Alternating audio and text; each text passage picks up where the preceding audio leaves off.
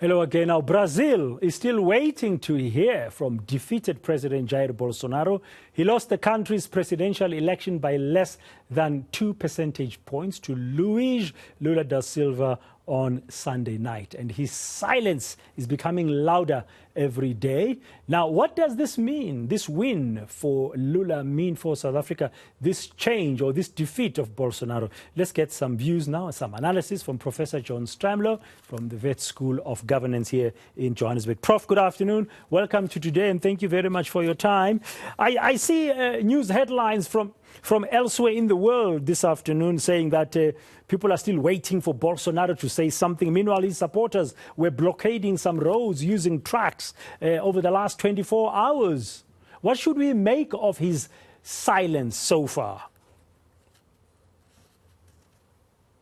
I hope the silence is deafening and that we'll hear something from him, because basically the supporters of Bolsonaro seem to have become resigned to the victory, and the comparisons with Donald Trump and his refusal to accept the outcome of the U.S. election in 2020 has been speculated about for Brazil, but for South Africa, this is very, very good news indeed. It's good news for democracy, one. It's good news for the environment, two. I'm sure our Minister for Environment, Barbara Creasy, is very, very happy on the eve of the Sharm el-Sheikh COP27 in Egypt later this week. This is very good news given the importance of the rainforest in Brazil that Bolsonaro was raping. And then thirdly, it's very good news for the BRICS because South Africa was the only liberal democracy left standing, really, with the ethnic nationalist Modi and Putin and Xi.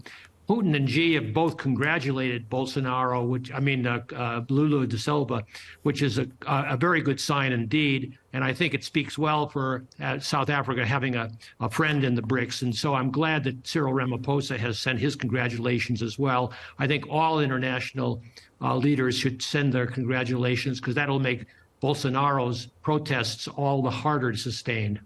Yeah, in addition to it being good for democracy, as you say, and President Ramaphosa now going to have to partner with somebody in BRICS like Lula, whom you say might be sharing the same kind of democratic values.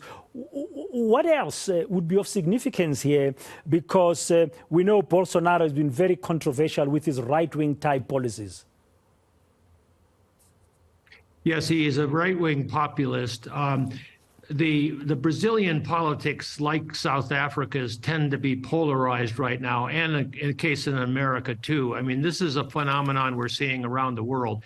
Now, Lula da Silva has rightly moved to the center in his campaign. He did it brilliantly, and he did it in his first victory back in the early 2000s when he was first elected. But he is still got a real challenge, and this is where my options are worried. We're not only worried about Bolsonaro, but his supporters. You mentioned in your opening about the truck boycott. That reminds us of how we had to deal with the violence when Jacob Zuma was put in jail, remember? And so there are parallels here that are concerning about civil order, and that's a source of concern. Also, the fact that the country is so polarized, Brazil is so polarized, that he will really have to work his magic, and he's not going to have the kind of economy he had when he was a president in the first decade of the 2000s, and when he was able to do for the poor what should have been done a long time ago. But the fact that he's a social democrat, that he is trying his best to make everyone feel united in Brazil, are very hopeful signs. Yeah. So the issue of the transition, you just mentioned prospect of violence. I mean, we remember what happened on Capitol Hill after Donald Trump refused to accept defeat. And you said there's been speculation in Brazil that Bolsonaro could go the same route. But I understand there's a period of the transition. I think it's 2 or 3 months before Lula can be inaugurated. That could be a worrisome period in terms of how things could be stable or not.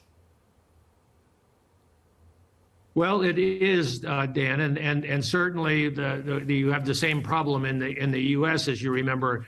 There's a lot that Bolsonaro could do by executive action, just as there was for Trump. However, the difference between the U.S. and Brazil, I think, and it's a positive difference in complementing Brazilians, is that as I said, the supporters of Bolsonaro seem to be, from the press reports I've been seeing, accepting of this very, very, very narrow loss.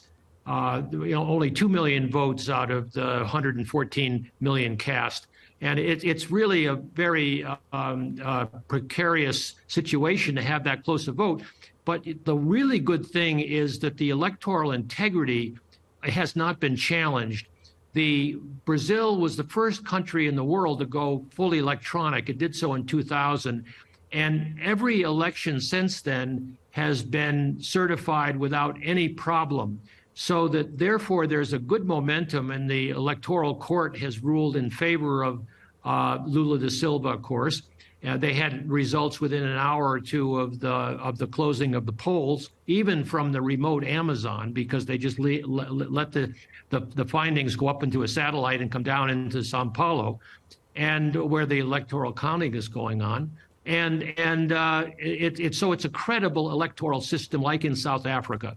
The U.S. system is very, very different. I won't bore you with that, but it's so problematic, and it's being now. Yeah, Prof, finally, in the last minute, as we are concluding here, I mean, I don't know what lessons South Africa can draw from this ahead of our general election that's coming up in 2024, because, as you pointed out earlier, Brazil and South Africa are partners in BRICS, and then, of course, we are a constitutional democracy. What, in your view, could be some key lessons, very briefly, if you may, Prof? I think the lessons are many, but going to the center and forging a national consensus with the help of a free press, a free media. So the kind of work you're doing, Dan, is terribly important. To educate voters that they can't get everything they want, but they can get with a renewal of South African democracy, what we hope will be the case in Brazil.